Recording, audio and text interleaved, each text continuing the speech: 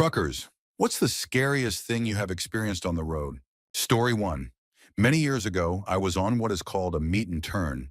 This is where a driver that is domiciled out of one city will drive a load halfway to its destination, while a driver domiciled out of that destination will drive halfway with a load that is destined for my city. We meet in a parking lot, switch trailers, and drive back home. I had been on this run for a few months and found that I always got to the meet point about an hour before the other driver. It was a dark and empty dirt lot at about 3 in the morning, so I would stretch out across the seat and take a short nap. One night, about 10 minutes into my nap, I was awakened by a barking dog. I tried to ignore it, but it carried on for several minutes and got louder as the dog got closer. Soon it became apparent that the dog was right outside of my truck barking at me. Either this dog was trying to alert me to something important, or he was just being a major nuisance, and I would need to scare him off. It is important to note that the barking had been going on for a good 10 minutes at this point, so I sat up and looked out my window. Standing there mere inches on the other side of the glass was a man of about 35 years old. He was a large fellow, and he was barking at me. His eyes were wild, and he was frothing at the mouth a little, and the scene really held my full attention for a moment. The sheer creepiness of this struck me. Gently and making an absolute minimum of sudden movements, I reached down, started my truck, and slowly pulled away. He chased me, much like you might expect an angry dog to do, barking the entire time. Needless to say, it completely ruined my ability to take peaceful power naps from then on. Story 2. My mom is a trucker, and this is her story. She was driving through Arizona when she saw what she thought were leaves blowing across the road in the distance. This puzzled her since there are mostly pine trees in northern Arizona. When she finally got to the leaves, she realized that they were migrating tarantulas, thousands of them. There were so many that her truck was sliding on their crushed bodies, so she had to slow down. She stopped at the first truck stop and told her co-driver to fuel up, since he was sleeping at the time, because she was not going to step foot outside after what she had just seen.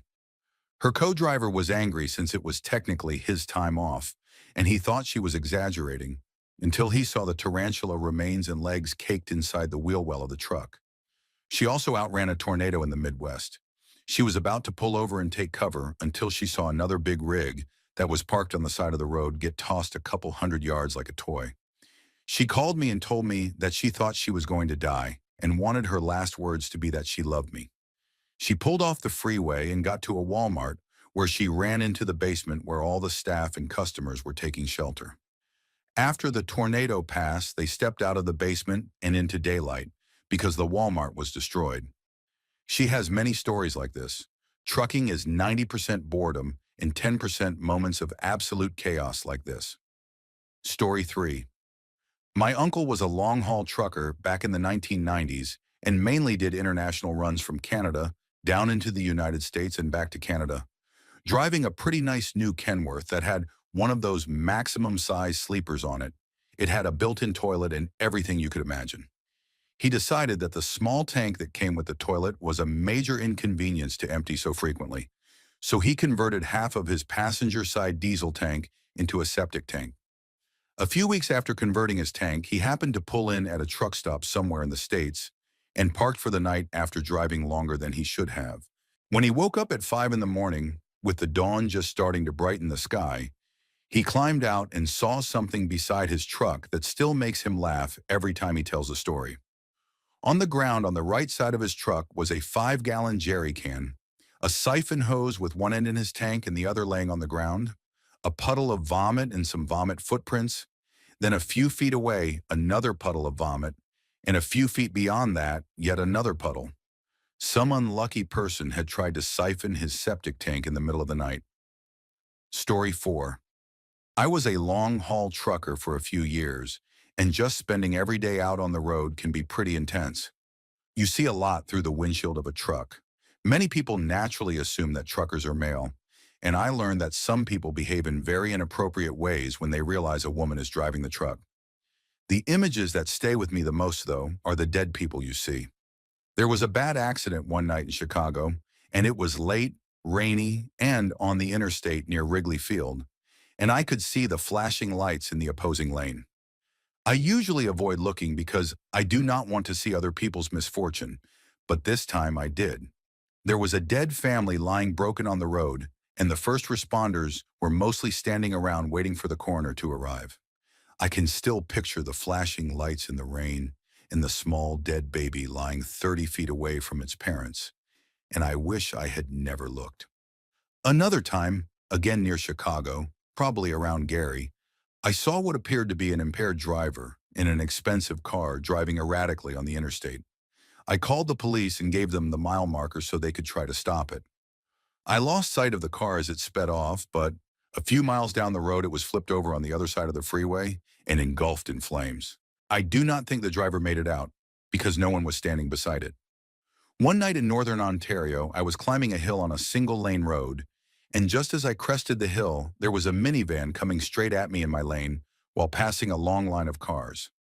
I had nowhere to go and was not allowed to leave my lane, so I hit the brakes with everything I had, knowing two things at once: that I was about to kill someone and that I was about to be covered in the thousands of gallons of horse waste I was hauling.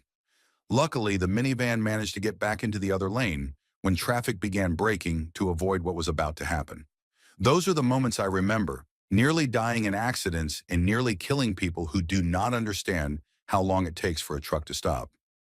There are good days in trucking, but the bad ones are the reason I eventually quit. Story 5. While eating at a truck stop at 3 in the morning, two armed men wearing ski masks burst into the place and demanded that everyone hand over their wallets. Experience as a trucker had taught me to always be prepared, and on that particular night I was carrying a legally owned compact firearm. I was on a long haul from Indianapolis to Dallas, and I was in no mood to have my night disrupted. I had ordered steak and eggs, but it had not come out yet, and I was extremely hungry because my wife had not packed food for me before I left on the trip. She usually packs my meals, but the previous time she had packed me a fiber bar, and I had yelled at her for it. I did not realize it was a fiber bar and ate it thinking it was a granola bar. 30 minutes later, I was producing some of the most unpleasant gas imaginable, filling my cabin with an unbearable smell, and I never even needed to use the restroom. It felt like the fiber bar had somehow converted everything into an endless cloud of misery. Needless to say, that was the last time I ever ate a fiber bar. Story 6, I am not a trucker, but a trucker once helped my family in a massive way. My father wanted to do a baseball park road trip through the central and eastern states of the United States. He created a binder filled with driving directions, hotel confirmations, ticket stubs, city attractions, and more, and it was incredibly detailed. We stopped at a truck stop for food and a short rest, and while organizing the trunk, we placed the binder on top of the car because we did not want to put it on the ground. Unfortunately, we forgot it there, closed everything up, and drove away with the binder still on the roof. About 15 minutes later, my dad asked me to check the binder for the next exit, and I could not find it. We panicked and spent nearly 3 to 4 hours retracing our route, but we could not find it. We then spent another 3 hours figuring out how to salvage the trip without it, confirming tickets with ballparks and hotels online. What we did not know was that a trucker had spotted the binder on the side of the road, pulled over, realized exactly what it was, and understood how important it must be. He delayed his route and called everywhere trying to find us. And even after he could not delay any longer, he continued checking with the places he had contacted for the next 3 days while on the road. He eventually left the binder at the truck stop restaurant, the only building there besides a rundown motel. A woman working at the restaurant finally managed to contact us and had the binder mailed to our home with a note from the driver that said it looked like a great trip, and he was sorry he could not get it back to us sooner. My dad still laughs about it to this day. That driver remains the kindest stranger we have ever encountered. Story 7. I am not a trucker, but I was hitchhiking, and this happened at a Love's truck stop in Texas. I was looking for a ride and sitting against a wall playing my ukulele when a man walked over to a table about 10 feet away from me. He was a young-looking Hispanic man with a buzzed haircut and visible tattoos, and he looked deeply sad. He listened to me play for about 10 minutes without saying a word. Eventually, I stood up and introduced myself, though I cannot remember the name he gave me. We shook hands, I sat with him, and we talked for a while. He told me his girlfriend had broken up with him, thrown his belongings out, and that he had lost his job, and it was clear he was at rock bottom. He said he had come there hoping to get a ride and just start traveling, wanting to see something beautiful. So I shared some hitchhiking stories with him. He then asked to use my phone to make a quick call, which I agreed to, and afterward we continued talking. About 5 minutes later, a truck screeched into the parking lot toward him, and a frightening bald man was leaning out of the passenger window holding a large weapon. The man I had been talking to immediately ran, and I dove behind a table in fear. Almost instantly, 3 police cars came in from every entrance, and the man dropped to the ground mid-run, clearly realizing he would not escape. It turned out the truck was an unmarked police vehicle. I had thought I was witnessing gang-related violence and was terrified. They arrested him and decided to take me to the police and federal offices in Amarillo to question me about what I had learned. Later, they explained that the man had committed multiple violent crimes the night before and was facing the most severe legal consequences. While I was waiting to give my statement, the door suddenly opened, and the man was escorted past me in restraints with officers behind him. He stopped briefly, looked at me, apologized for lying about who he was, gave me his real name, and asked me to call the number he had used earlier to pass along his apology, saying that life was complicated. Story 8. As mentioned in my other post, I was a transportation broker for a number of years. One of those years, we obtained government contracts for the transfer of undisclosed hazardous materials. We were under strict restrictions to keep everything about these loads confidential, from the trucking companies we brokered them to, all the way to their specific destinations. Every single day, we were required to give hourly updates to an internal agency about the status of our drivers. Each load required a coordinated team in order to minimize stopping time. These trucks had specific instructions not to stop for more than a half hour throughout the entire itinerary and never to open the contents of the trailer. Their location was constantly monitored by a global positioning system paired with a timer to ensure these conditions were met. We had completed many of these contracted loads without any notable issues. However, one day proved very different. On that day, one of our drivers was stopped by the Department of Transportation. The officer demanded that the driver open the trailer to reveal the unidentified contents. Our driver cited the contract with our client, explaining that the trailer could not be opened under any circumstances. The officer persisted and broke the electronic seal himself. At that exact moment, our dispatch systems froze completely. To the officer's surprise, the trailer contained Tomahawk missiles used by the Department of Defense. 2 Apache helicopters were immediately dispatched from the nearest Air Force base, and the officer was taken into custody, though he was later released. It turns out that the transportation of contents like this is far more common than most people realize. And because they are concealed inside a standard dry van trailer, the general public remains completely unaware. Story 9. I have a few shorter stories, so I will put them together here. I was deadheading, meaning driving with an empty trailer, to a pickup in upstate New York in the middle of winter with tires that were barely legal. I was climbing a hill when the truck kept slowing down until it was no longer making forward progress, even though the wheels were still turning, and when I hit the brakes, I slid backward down the hill about 10 feet. I had no tire chains, no cellular reception, and my satellite communication system had no signal, so I finally dropped the truck into first gear and slowly crawled up the hill, which took about 10 minutes but felt much longer, before I crested and continued on. Another time, I was driving around Oklahoma City when a severe storm blew in. I was with my trainer and nearing the end of my driving hours, and there were reports of funnel clouds about 2 miles north of us. So I called back to wake him and told him I was not stopping until we cleared the worst of the storm, regulations aside, and he agreed with my judgment. During a major ice storm in the Midwest in early 2009, I drove all day without being able to exceed 45 miles per hour until I reached a 3-lane interstate that had been cleared and where traffic was moving at full speed. I was about 4 truck lengths behind another truck when he braked hard. And when I hit my brakes, nothing happened because I was on black ice, forcing me to weave within my lane until I crossed the lane lines and finally found traction, during which I sideswiped a Penske moving truck, though thankfully no one was injured and the damage was minimal. In the mountains of Pennsylvania during winter, still using those same terrible tires, I crested a hill and began descending when a car that had passed me pulled directly in front of me, and despite braking, I could not slow enough on the slushy road, forcing me into the left lane where I passed the car even while braking. And at the bottom, I hit a deep slush pile that caused my drive tires to slide out until I corrected and straightened the truck, after which the car backed far away. I was also driving from Texas into Louisiana as a hurricane was approaching, tasked with picking up the final load from a paper plant before it shut down. And aside from emergency vehicles, I was the only one heading east while westbound lanes were packed, making it feel surreal. After loading, I hurried back toward Texas, and while talking to my father about the experience, a pickup truck cut me off to turn into a Walmart, forcing me to slam the brakes and hear the 6,000-pound paper rolls slam forward inside the trailer.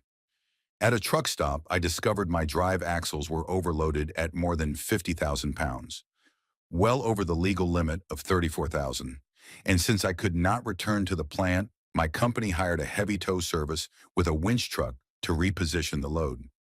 My first solo load was a shipment of beer from Ohio into West Virginia, and without a global positioning system and with poor directions from my company, I unknowingly hauled a load that was overweight by several thousand pounds. Despite raising concerns, I was told there were no way stations along the route and to proceed, and as a new driver I did. The route followed a winding state highway with tight curves, switchbacks, and steep hills, and at one point I saw in my mirror that the outer tire of my trailer was hanging about 8 inches from the edge of a ravine. And by the time I reached my destination, my hands were cramped from gripping the wheel, and my left leg was sore from constant shifting. Story 10. This happened to me when I was 15 years old. My dad ran a wrecker service for over-the-road truckers, and late one night we got a call that a truck had run off the road and struck a tree about 20 miles south of town. My dad and I fired up the wrecker and headed south. And when we arrived on scene, the truck and trailer had gone off the right side of the road and hit a tree head-on. One of those massive oak trees that had probably been there for 100 years. This was back when cab-over semi-trucks were common, the type without a hood where the engine sits under the cab. The truck was still idling, the door was closed, and there was no driver visible through the window. The front windshield on the driver's side was shattered, with a large hole in the middle. The trailer was loaded with flat quarter-inch sheet steel. It was pitch dark and hard to see clearly at first, and our initial assumption was that the driver had hit the tree, struck his head on the windshield, and had already been taken away for medical treatment. My dad set up the wrecker to hook onto the trailer and asked me to open the cab door so he could release the brakes. When I opened the door, I was met with the lower half of a body. When the truck hit the tree, a single sheet of steel had broken free and passed through the cab, cutting the driver in half. The upper half of his body had gone through the windshield. I later found the upper half of the driver in a cornfield about 40 feet from the truck, still gripping the top of the steering wheel, looking frozen in time as if he were still driving. He was placed into a body bag with his lower half, and we worked through the night to recover the truck and trailer and bring everything back to town. This was just one of many intense experiences I had growing up in a wrecker service family. Story 11. This happened to my dad, and although he was not a trucker, it is still very much a trucking story. My dad worked for Pillsbury Foods, which had recently acquired another company that was beginning to deal in fresh vegetables rather than canned goods, which I believe was Green Giant. Some of the fresh vegetables were shipped in from Mexico in refrigerated trucks, but Pillsbury kept receiving loads of broccoli, green beans, and other produce that arrived spoiled. The company suspected that some of the drivers were shutting off the refrigeration units to save fuel. To prevent this, they decided to send company employees to ride along with the drivers to make sure the refrigeration stayed on, and my dad was one of those people.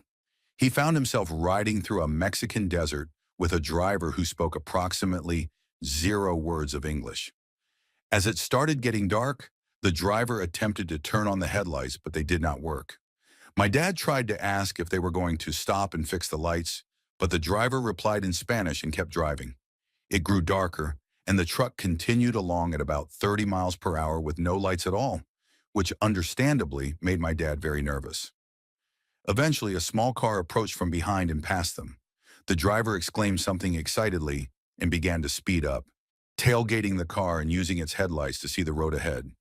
From the perspective of the person in that small car, a massive dark truck suddenly appeared behind them and matched every speed change they made, which must have been terrifying. Eventually, the car swerved off the road into the desert to escape. The truck driver slowed down again, muttered angrily in Spanish, then suddenly stopped, rummaged around, and emerged holding a large knife. He proudly held it up and spoke again, which made my dad think he was about to die on a dark desert road. Instead, the driver used the knife to pry open part of the dashboard where the light switch was located, stepped outside to adjust something, returned a few minutes later, adjusted some wires, and the headlights finally came on. He then resumed driving as if nothing had happened, while my dad sat in silence, shaken, until they finally reached their destination hours later. Story 12. I was a truck driver in the Army in Iraq in 2003, and our main mission was hauling fuel to various camps throughout Iraq from Kuwait. One day, 8 of us operating 4 trucks were assigned to deliver civilian refrigerated trailers to a small camp that was repairing their refrigeration systems. These trailers were in terrible condition, and by civilian, I do not mean United States civilian, but Iraqi civilian. Out of 8 tires across the trailer axles, we technically started with only 7 usable ones, meaning one was already flat. There was no chance we were going to use a military spare on non-military equipment, so we decided the remaining tires would get us through the roughly 200-mile trip since the trailers were empty. We stopped twice along the way. At the first stop, another tire on the opposite axle was flat, leaving 3 inflated tires on each side, which we deemed acceptable. At the next stop, yet another tire was flat, and we continued anyway. About 10 miles from our destination, while driving along a dirt road somewhere in southern Iraq with no clear idea of our exact location, I looked in my driver's side mirror and saw one of the tires rolling away from the trailer and down the side of the road for nearly a mile. The sergeant riding with me and I just stared at it as we continued driving at about 59 miles per hour. The governed speed, unsure whether we should stop or keep going. We kept driving and silently said goodbye to that tire. When we arrived at the small camp and dropped the trailers, we did a final walk around and could hear air hissing from yet another tire slowly deflating. By the end, the trailer had one good tire on one axle and one on the other side, with the missing tire completely gone. We did not care, left everything as it was, and got out of there as fast as possible. Story 13. My dad sometimes drives a WPS shipping truck out of state, and he has a few stories, but this one has always stuck with me. One night while he was driving back, he heard a loud thud that sounded like it came from the front of the truck. He pulled over and discovered that he had hit a massive owl and that it was lodged in the grill, and to his surprise, the owl was still alive. This happened around 12 at night, so my dad came up with what he thought was a good idea and carefully buckled the owl into the passenger seat. For the first hour, the owl was unconscious, but around 1 in the morning, my dad heard the seatbelt shift, turned his head, and saw one very angry owl staring straight at him. One of the owl's eyes was hanging out, and it seemed fully aware that my dad was responsible. My dad then noticed the owl's talons and realized they could have seriously injured him, but the owl stayed put, probably because it was badly hurt. They shared a long, awkward drive until my dad pulled into the next gas station and called the police. Since he was close to a state border, it took a while for the authorities to decide which department was responsible for handling the owl. After that night, my dad gained a whole new level of respect for owls. Story 14. I am not a trucker, but I owe a huge thank you to many of you, and this is a strange story to go with it. When I was about 12 years old, my mom and I were driving from Texas to Seattle in late October, taking the northern route through Colorado and Utah. We stopped at a state park in the southern Colorado to rest during the day because my mom preferred driving at night, and we were almost the only people there. While we were eating, a man on a bicycle rode past us and stared in a way that gave us both a terrible feeling. Later that day, we laid down in the car to sleep before getting back on the road, with me in the back seat alongside my boxer and my mom in the front seat. Suddenly, my dog let out a deep growl, and her hair stood straight up, which terrified me, so I reached for my shotgun and chambered around. At that moment, my mom asked if I was awake, and I told her I definitely was. And when she asked if I wanted to leave, I immediately agreed. We packed up as fast as we could, with me holding the shotgun and my growling dog while my mom gathered everything. And even though we could not see anyone, we could clearly sense that something was wrong.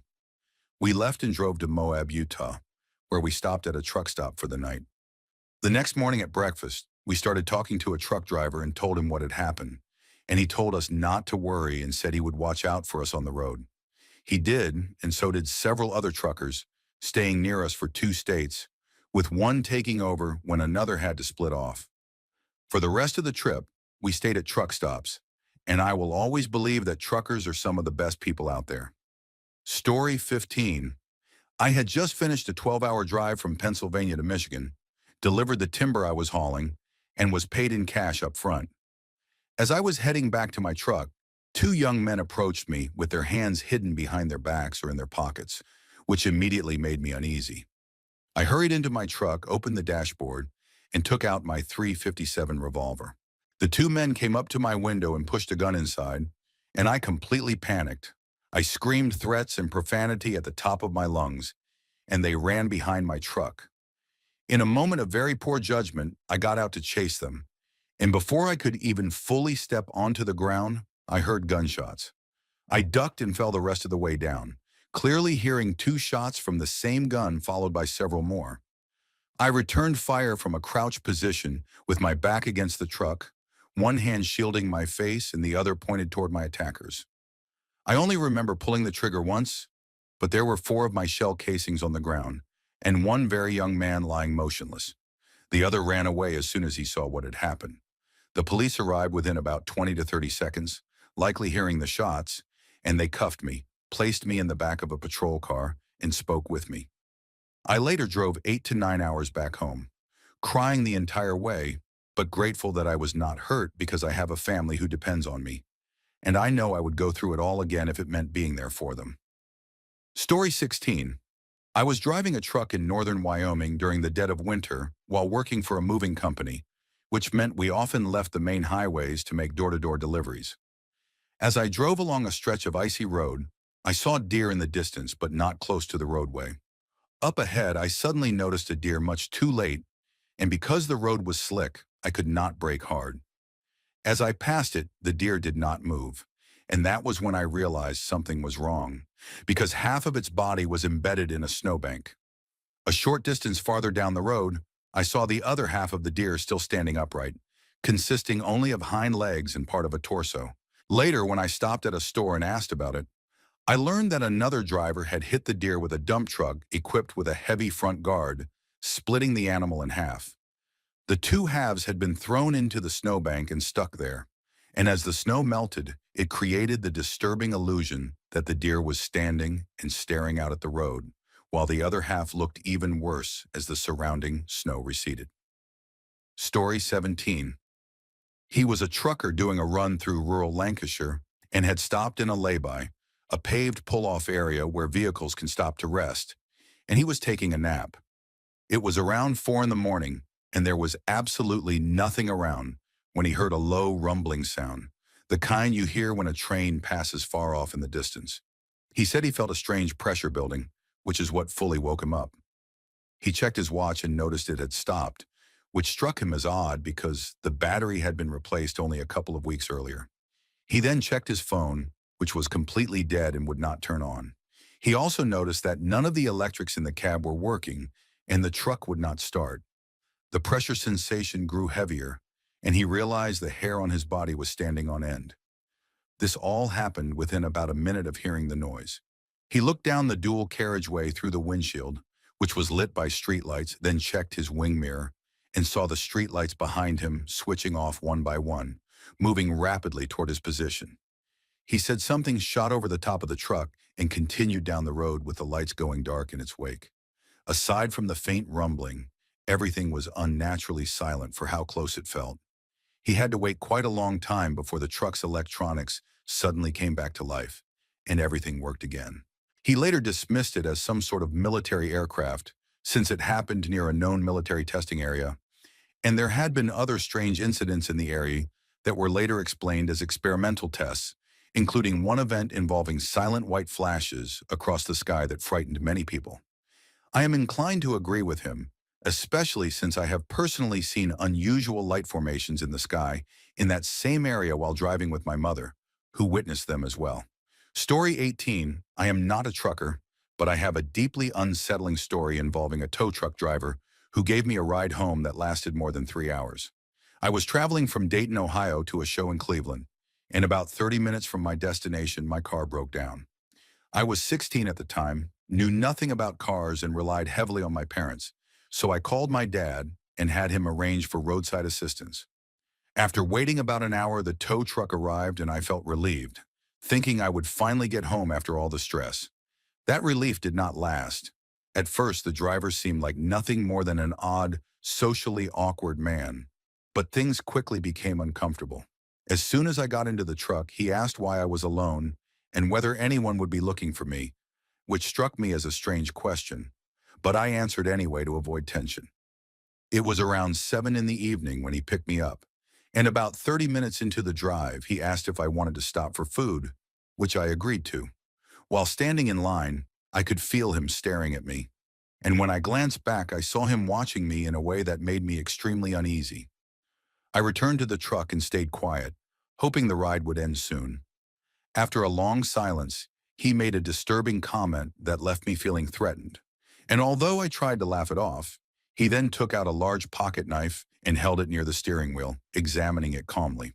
Wanting to change the subject, I asked if he had any interesting stories from his job, and he told me one that oddly reassured me for a moment. Later, he pulled out his phone and asked if I wanted to see something. And when I agreed, he told me to move closer so he could show me. As soon as I did, he put his arm around me, claiming it was easier that way. He proceeded to show me extremely disturbing videos that left me shaken, and he reacted with unsettling laughter when I said they were not funny. When we finally neared my hometown and I mentioned I was going to my father's house, his demeanor changed instantly.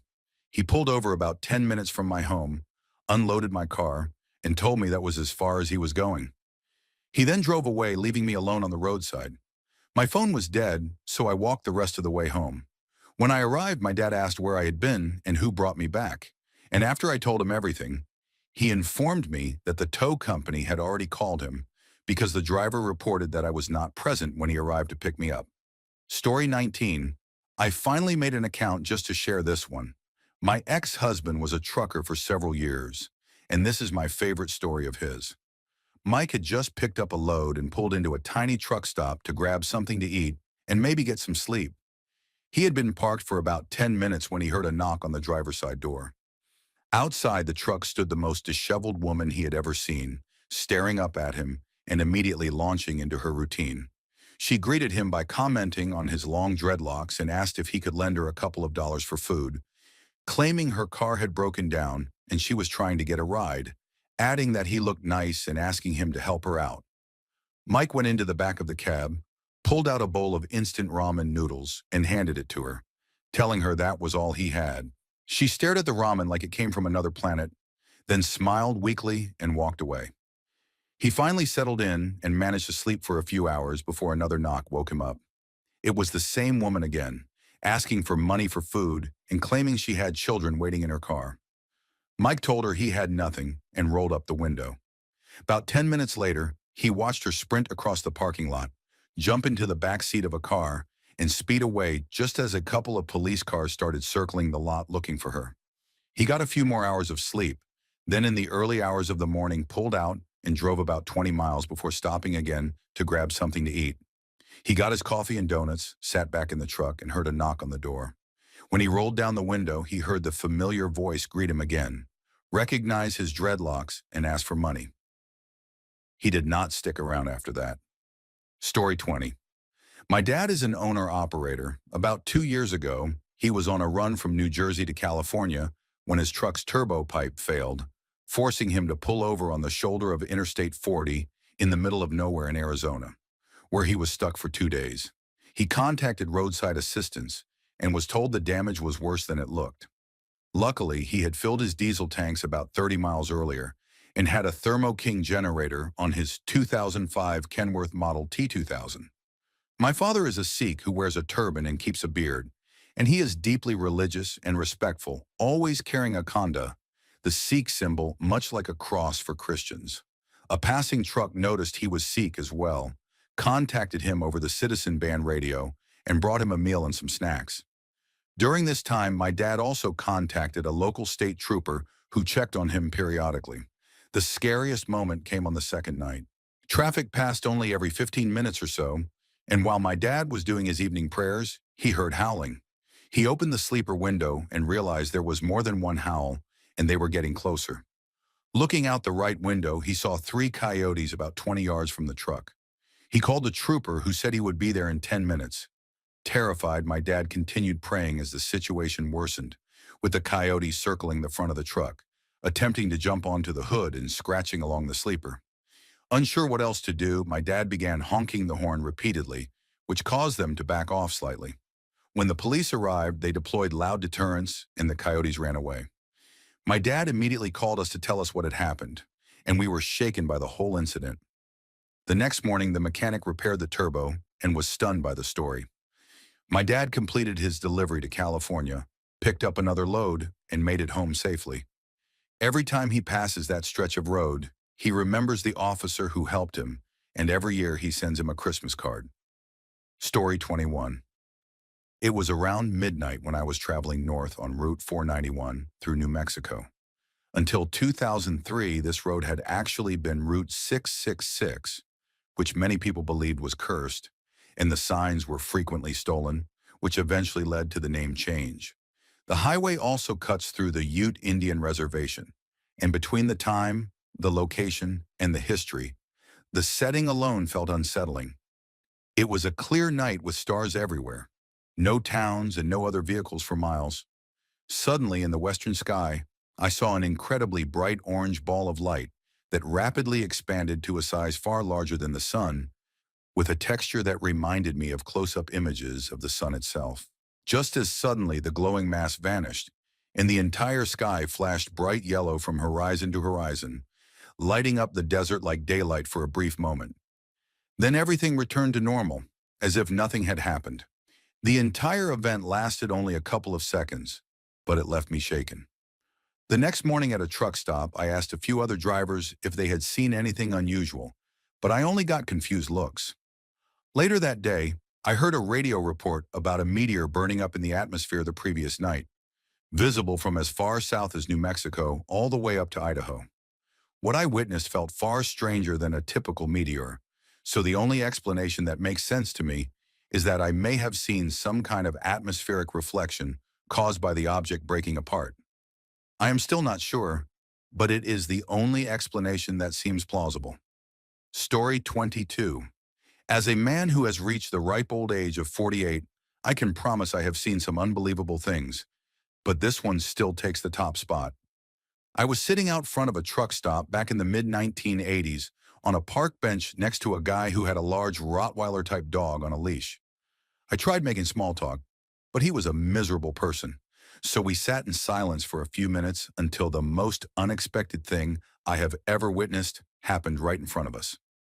A large 18-wheeler pulled in without a trailer and parked out front like a regular car, and sitting in the cab with the driver was a small monkey, the kind usually associated with organ grinders, possibly a rhesus monkey. The dog immediately noticed the monkey and went absolutely insane, lunging at the end of the leash and barking nonstop, making a massive scene. The driver was clearly annoyed, but the monkey was something else entirely, pacing back and forth across the dashboard without ever taking its eyes off the dog, looking intensely aggressive. The driver opened one of those small triangular smoker windows and shouted at the dog's owner to call his dog off because it was upsetting his monkey. The man laughed and refused, insisting his dog was not bothering anyone, despite the fact that the barking had been nonstop.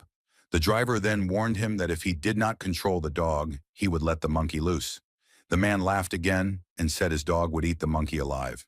At that point, the driver reached into the glove compartment, pulled out one of those tiny souvenir baseball bats, and placed it into the monkey's hand. The monkey immediately tried forcing itself through the small window, eyes locked on the dog. The driver gave one final warning, and the man responded by letting his dog off the leash. What followed was chaos. The dog jumped at the window, the monkey screamed back, and when the driver rolled down the main window, The monkey launched itself out. In an instant, it was on the dog's back, feet tangled in its fur, one hand gripping an ear, and the other swinging the bat down repeatedly with loud, solid impacts. The dog panicked almost immediately and bolted at full speed, tearing across the ground and throwing dirt and grass into the air as it ran, with the monkey still clinging to it and striking the entire time. The dog's owner started acting like he wanted to fight, but several people stepped in to stop it.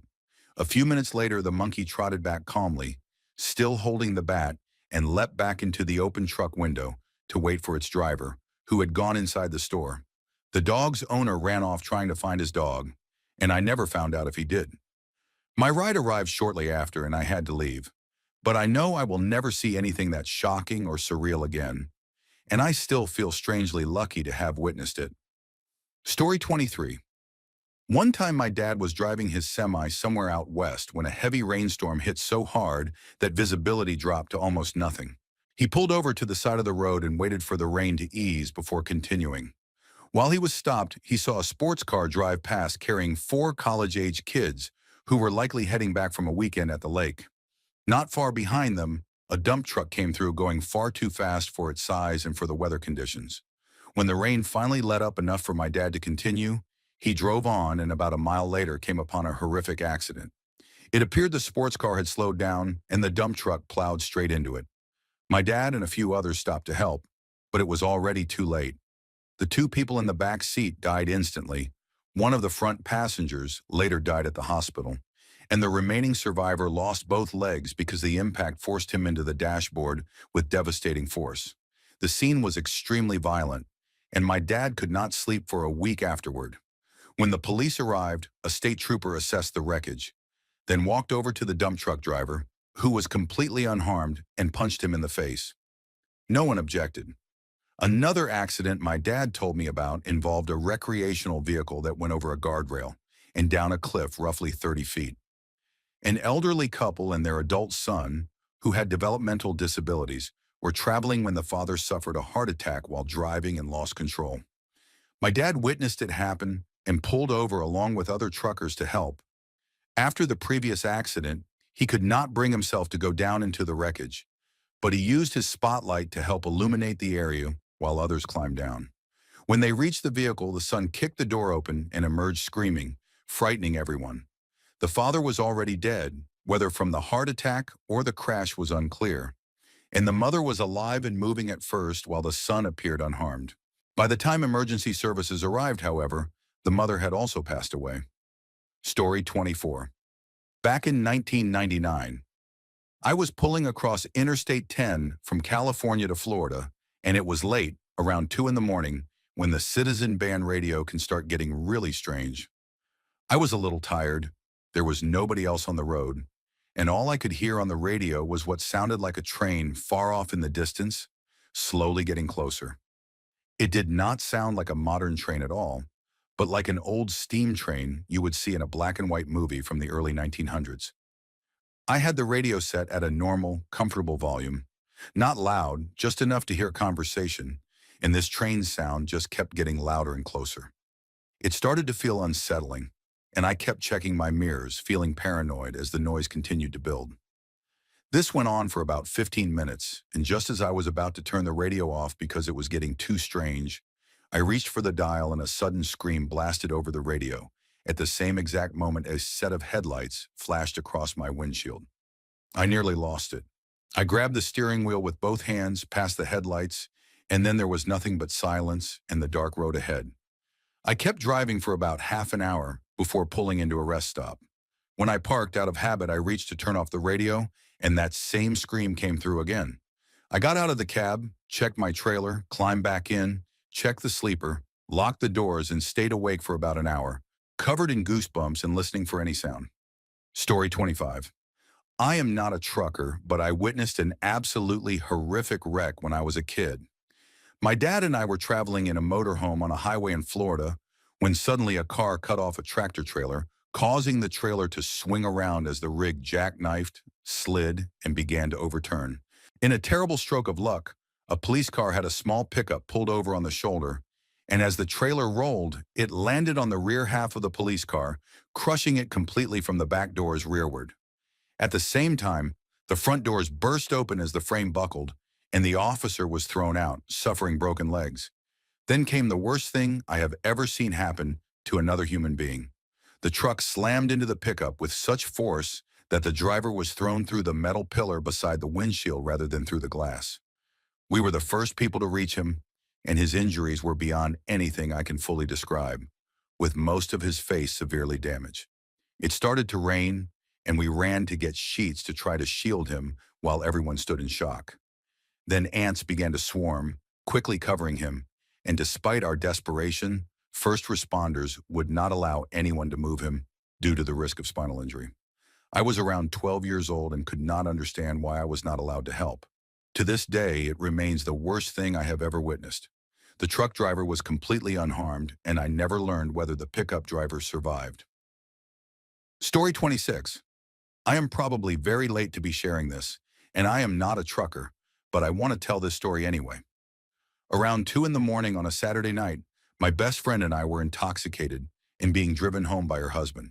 She pointed out a shoe in the middle of the road, and for some reason we laughed about how someone could lose a shoe on the feeder road of a highway. Moments later, we saw the matching shoe, then what looked like a pile of clothes, and we even made a joke I cannot remember now. A few seconds later, we saw twisted metal that had clearly once been a bicycle, and reality hit us instantly.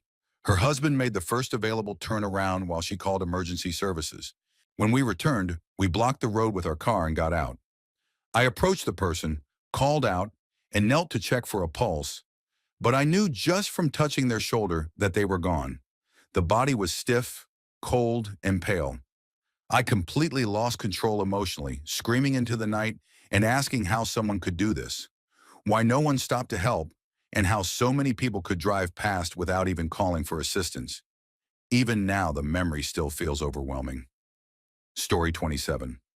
I am not a trucker, but I had a deeply disturbing experience at a rest stop.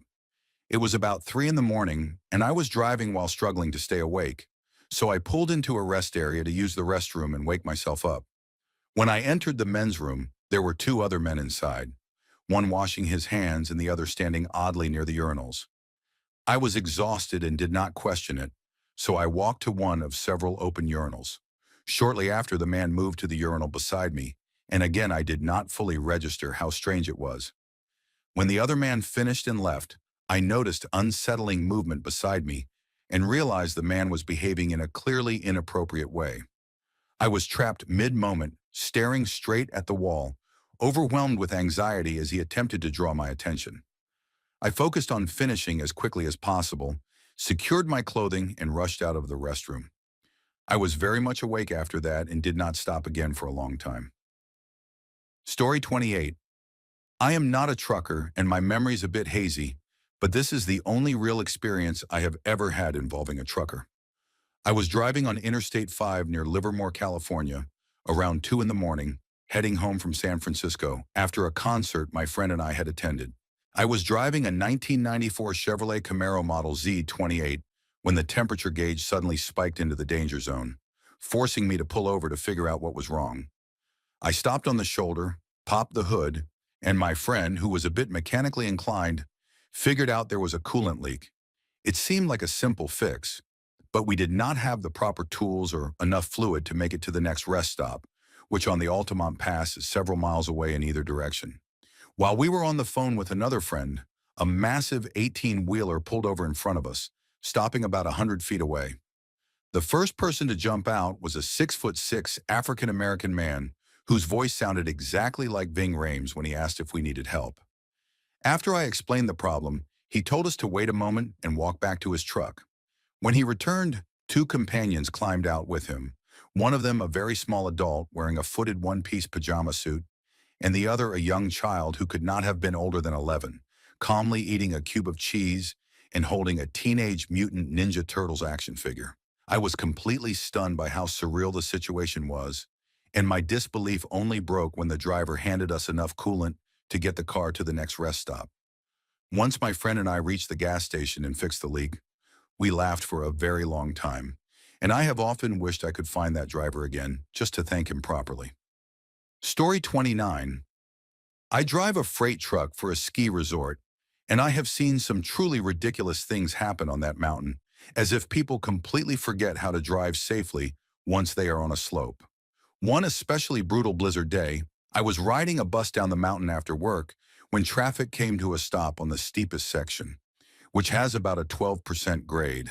The delay was caused by a low bed hauling a bulldozer that could not make it uphill despite chains. But that was not the real incident. While we were waiting, a pickup truck began sliding downhill toward us and crashed directly into the back of the bus, crushing its hood, though the bus itself was undamaged. A few minutes later, the bus driver stepped outside to inspect the damage and talk to the pickup driver, and shortly after that, I noticed the bus begin to creep downhill, slowly gaining speed. Without hesitation, I jumped into the driver's seat, applied the brakes, and turned the wheels toward the curb, bringing the bus safely to a stop. When the driver returned, he immediately scolded me, insisting that since the parking brake was engaged, pressing the brake pedal would have done nothing. I explained that the parking brake does not engage the front brakes and that applying the brake pedal increased friction while steering into the curb provided additional resistance.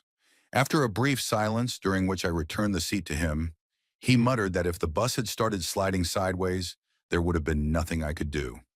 I responded that I held my air brake certification, was legally allowed to operate the bus, and that I was not going to sit still while a bus slid out of control down a mountain in a traffic jam. He apologized shortly after and has treated me with respect ever since. Story 30. My dad is a truck driver, and over the years he has told me countless strange stories from the road. On his regular runs between Nova Scotia and Toronto, he sometimes travels through places like Buffalo or down through the Carolinas. But one incident stands out more than the rest. Near Edmundston in New Brunswick, another driver was riding his bumper and attempting to pass him on a downhill stretch. Many companies govern their trucks to a maximum speed to meet regulations, and my dad's truck was limited to 110 kilometers per hour. Because he was hauling roughly 50,000 pounds downhill, his truck could exceed that speed, and the other driver ended up pacing him side by side. As they approached a highway merge, the other driver refused to slow down, forcing my dad closer and closer to the shoulder until he was only about 6 feet from a ditch. The other driver eventually passed, and my dad pulled into the next way station to calm down and check his truck. As he stepped out with his jacket, shoes, and logbook, he noticed one of his trailer doors was open. When he went around back to close it, he was suddenly struck in the head several times with a metal pole. He ran to a nearby fence and climbed over it as the attacker returned to his truck and drove off. My dad reported the incident to the scale operator, and the attacker was later caught near Montreal, charged with aggravated assault and sentenced to community service. Despite everything, my dad completed his run that week, and I have always admired him for that resilience. Story 31. I am a former local and regional truck driver who retired about 8 years ago, and my job was to pick up milk from individual farms and then either return to the garage or haul the load to a creamery about 200 miles away. One day, while finishing a stop and preparing to head to the next farm, freezing rain set in and turned the roads to ice. I had 2 possible routes, and the one beside me was the fastest, but it was all uphill and then continued with a slight grade after a right turn. As I drove with my window down, I suddenly heard complete silence, no spray from the tires at all. When I glanced in my left mirror, I was horrified to see my trailer trying to pass my cab. I looked ahead and saw an oncoming school bus full of children. All I could think to say was a quick prayer, and then I pressed the accelerator. Just before reaching the bus, the trailer straightened out, and I slid past it at a terrifying speed. Immediately afterward, the trailer began swinging again, and just ahead was a T intersection where I had to turn right to reach the next farm. As I made the turn, the trailer tandems lifted completely off the ground, and I felt the strain pull hard on the fifth wheel, but thankfully the trailer slammed back down, and I was able to continue driving. Looking back now, I know that if I had driven straight into the farmer's pasture at that intersection, it likely would have destroyed the underside of the truck due to rocks and tree stumps, but it may have been safer. These days, when there is snow or ice outside, I sit at home and give thanks that I no longer have to battle chains or slide backward down hills. Story 32. We were not truckers, but we were towing a boat behind a sport utility vehicle for over 3,000 kilometers. We were cruising steadily at 100 kilometers per hour, and were frequently passed, which was fine, until one car began deliberately harassing us. They overtook us, slowed down to force us to pass, then rode our bumper and overtook again extremely close, with the occupants reaching toward our vehicle as they passed. This happened 3 times and my dad was furious. They sped off into the distance, then later came back toward us, head-on in our lane before swerving away at the last possible moment. After overtaking us again, they disappeared ahead. We pulled into a truck stop road that ran parallel to the highway, about 20 meters away, to let them get farther ahead while tempers cooled. As we were about to leave, their car suddenly came flying in from behind, stopped in front of us, spun its tires and sprayed rocks and dust before speeding away. We had no phone signal and were in the middle of nowhere, but I convinced my dad to keep going to the next town so we could report them, since we had their license plate and had seen their faces. Not long after, we caught up to them again. Their brake lights came on and my dad braked hard, difficult while towing a boat, and we pulled off the highway. They continued for a short distance, then turned around and drove straight back toward us. At that moment, my dad retrieved a small firearm from its secured case, opened the driver's door, and aimed it toward the approaching car. The other driver immediately realized the situation, slammed on the brakes, performed a fast turn, and sped away in the opposite direction. We waited about 10 minutes before continuing and never saw them again. Story 33. I was hauling a load of bulk potatoes out of a tiny town in southern Colorado off United States Highway 160 on a cold, snowy night, and I was completely alone on the road. I came up on advisory signs saying all commercial vehicles had to chain up, so I stopped and put my chains on without thinking much about it. A little farther along, I started seeing signs for Wolf Creek Pass. I had only been driving for about 6 months at that point, but I had already crossed most of the Rockies in Colorado. Then I saw a sign warning of a 7% uphill grade. The road was not too bad at first, and I could still see the lane markings, so I crawled my way up at about 15 miles per hour. When I reached the top, there was another truck parked there, taking his chains off. I stopped and asked him what he was doing, and he said he did not want to deal with the rattling from driving with chains on. I checked my brakes and started down the pass, which drops at 8% with tight hairpin curves. The snow started coming down hard, the lane lines disappeared completely, and I had no idea what side of the road I was even on. I made it down without crashing, but I ran out of cigarettes and smoked 2 full packs during that stretch because I was absolutely terrified. I served in combat roles and deployed to Afghanistan twice, and nothing I experienced there scared me more than Wolf Creek Pass that night. I never saw that truck again. The only other driver I encountered was at a gas station near the bottom, and when I asked him if he had seen a white Volvo at the top of the pass, he said no. I asked if there were any fresh tracks coming down, and again he said no. All the side roads off the pass were closed, and there were no reports of any accidents afterward. To this day, I cannot explain what happened to that truck. Story 34. I think my father's story easily falls into the scariest category, at least for him. The event was fairly recent. He had just earned his license to drive big rigs and left for his first long haul, which lasted about a month. The trip went smoothly, and he enjoyed the work and the places he saw, especially since he had struggled to find work in his original field and needed any steady job he could get. After returning, he prepared for his second long trip, buying new navigation equipment and hands-free devices. Partway through that second run, he called me in a way I will never forget. He sounded terrified, almost on the verge of crying, and when I asked what was wrong, he responded in a broken voice that he was about to die, then hung up. I tried calling back, but the line was busy. I spent the next month confused and worried, wondering if he had been in an accident or gotten into serious trouble. When he finally returned home, he was physically fine but emotionally shaken, carrying a heaviness none of us had seen before. In my family, personal matters are rarely discussed openly, so everyone tried to ignore it. About a week later, I overheard my mother and older sister talking about how my father had been held up in Los Angeles. From what I gathered, he had been driving through a rough area when he was suddenly surrounded by several men carrying bats, knives, and other weapons. He locked himself inside the cab and panicked, truly believing he was going to die, which explained the call he made to me. The details of how it ended are still unclear to me. I do not know whether his cargo was stolen or whether he was helped by my uncle, who also works in trucking and lives in Los Angeles.